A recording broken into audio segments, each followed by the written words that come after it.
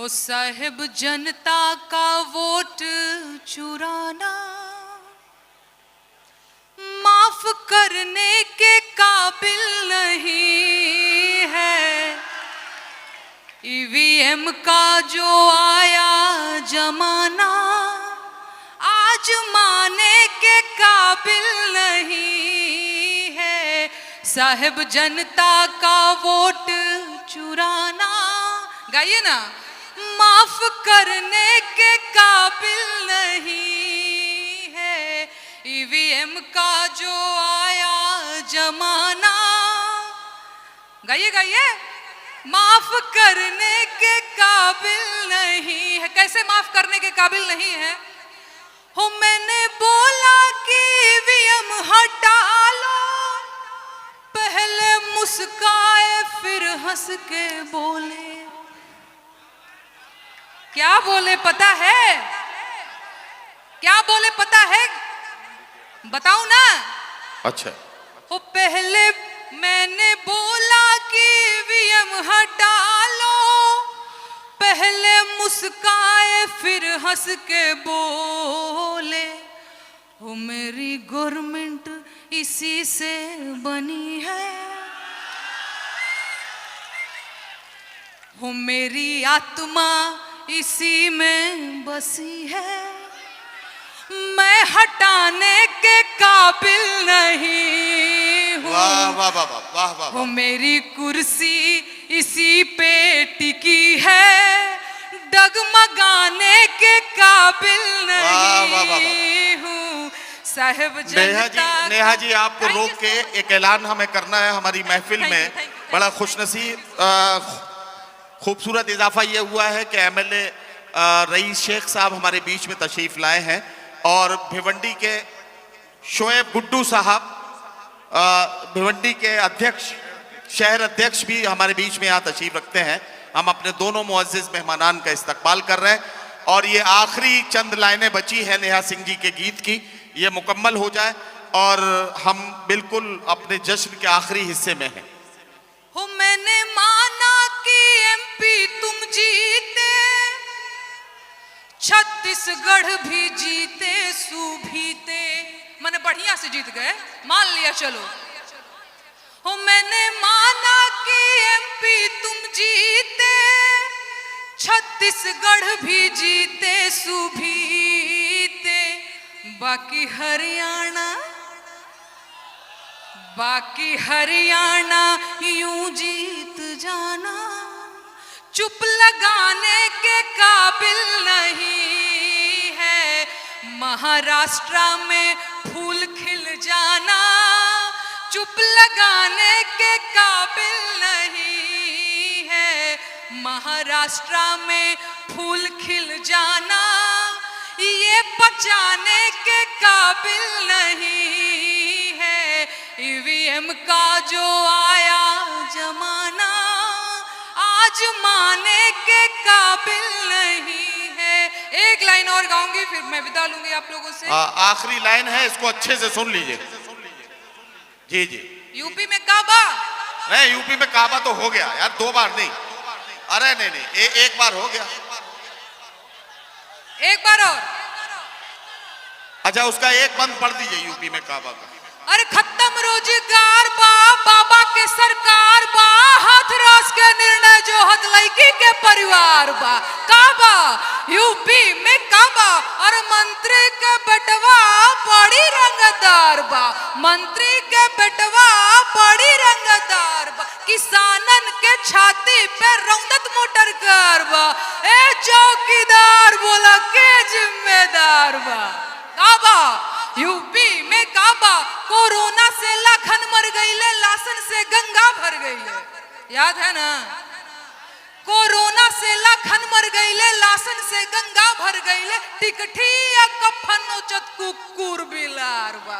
ए बाबा काबा यूपी में काबा, अरे रामराज के झांकी बा, काशी मथुरा बाकी बा, गोरखपुर में खून से रंगल गोदल पूरा खाकी बा। अरे काबा यूपी में काबा, जिंदगी झंड बा फिर भी घमंड। अरे टोला महला गावे जवारे सोर चहुओर बा, अरे टोला महाला गावे जवारे, सोर चहुओर बा, अरे आई हो दादा चौकीदार वे चोर बा। टोला महाला गावे जवारे, सोर चहुओर बा, आई हो दादा चौकीदार वे चोर बा, आई हो दादा चौकीदार वे चोर बा। एक लाइन और, अरे पाकल दढ़िया वाला फकीरवा,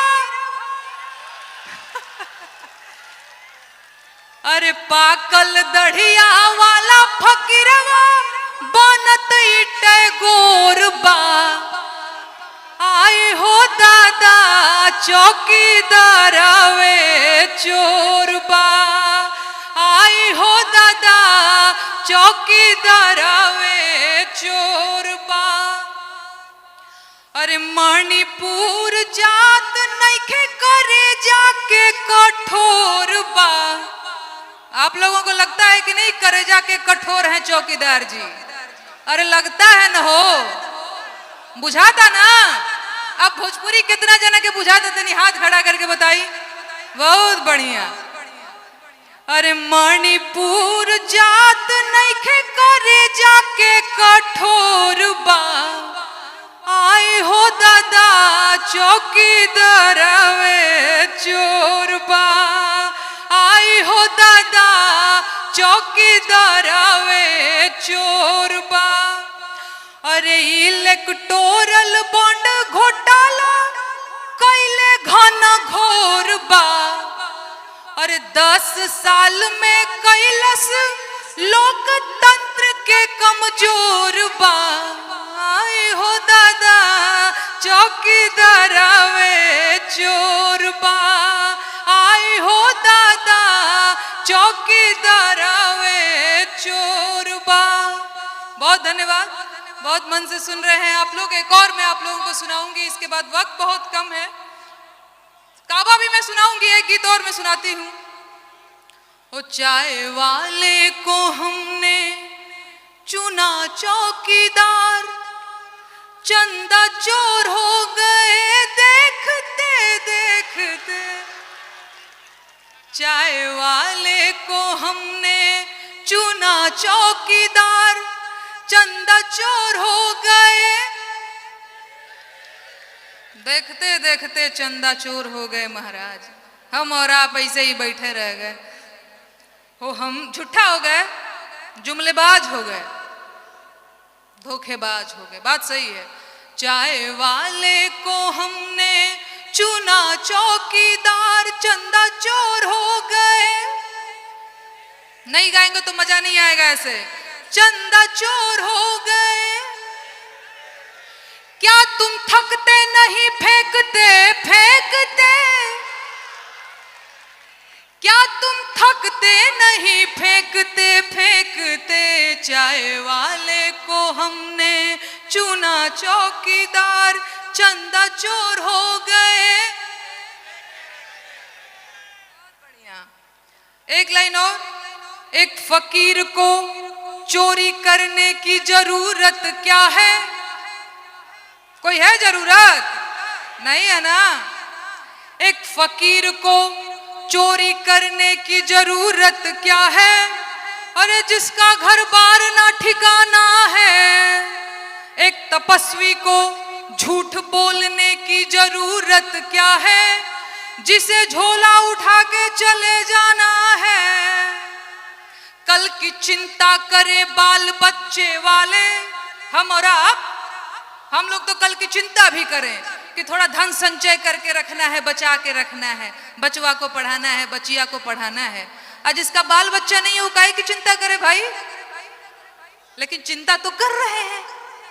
कल की चिंता करे बाल बच्चे वाले, वो क्यों जो राम नाम का ही दीवाना है। एक लाइन और। बीफ कंपनियों से इसने चंदा लिया, याद है कि भूल गए? याद है ना? क्या किया? कहां से? बहुत बढ़िया। कैसे लिया पता है? बीफ कंपनियों से इसने चंदा लिया, मंदिर में माथा टेकते टेकते चाय वाले को हमने चुना चौकीदार, चंदा चोर हो गए देखते देखते हमने 14 में जिनको चुना चौकीदार, चंदा चोर हो गए देखते देखते। बहुत धन्यवाद भैया। समय है तो मैं एक और गीत सुनाऊंगी, अदरवाइज मैं बैठ जाती हूँ। बेरोजगार बोला था नहीं?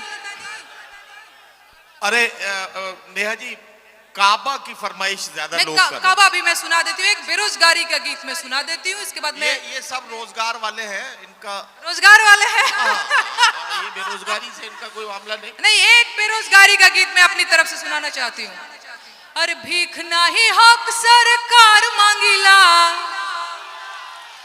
भीख नाही हक सरकार मांगिला, बेरोजगार बानी साहेब रोजगार मांगिला, बेरोजगार बानी साहेब रोजगार मांगिला। नौजवान साथियों के लिए एक लाइन। अरे उम्र आधी आइल भइल जवानिया बेकार, नौकरी कहिया मिली कि आही दादा कहिया मिली, नवहा धुने ले का पार, नौकरी कहिया मिली। पढ़त पढ़त झरी गईले चानी पर के बार, नौकरी कहिया मिली कि आही दादा कहिया मिली, दुलरुआ बबुआ भइले भार, नौकरी कहिया मिली। यूपी में काबा सुनाती हूँ, फिर मैं विदा लेती हूँ। अरे खत्म रोजगार बा, बाबा के सरकार बा, हाथ रस के निर्णय जो हत लड़की के परिवार बा। काबा यूपी में काबा, मंत्री के बेटवा बड़ी रंगदार बा, किसानन के छाती पे रंगत मोटर कार बा, ए चौकीदार बोला के जिम्मेदार बा। काबा यूपी में काबा, कोरोना से लाखन मर गईले, लासन से गंगा भर गईले, कोरोना से लाखन मर गईले, लासन से गंगा भर गईले, टिकठिया कफन नोचत कुकुर बिलार बा। ए बाबा काबा यूपी में काबा, अरे राम राज के झांकी बा, काशी मथुरा बाकी बा, राम राज के झांकी बा, काशी मथुरा बाकी बा, गोरखपुर में खून से रंगल गोतल पूरा खाकी बा। अरे काबा यूपी में काबा, जिंदगी झंड बा फिर भी घमंड बा। बहुत धन्यवाद, बहुत धन्यवाद, शुक्रिया। नेहा सिंह राठौर का बहुत शुक्रिया।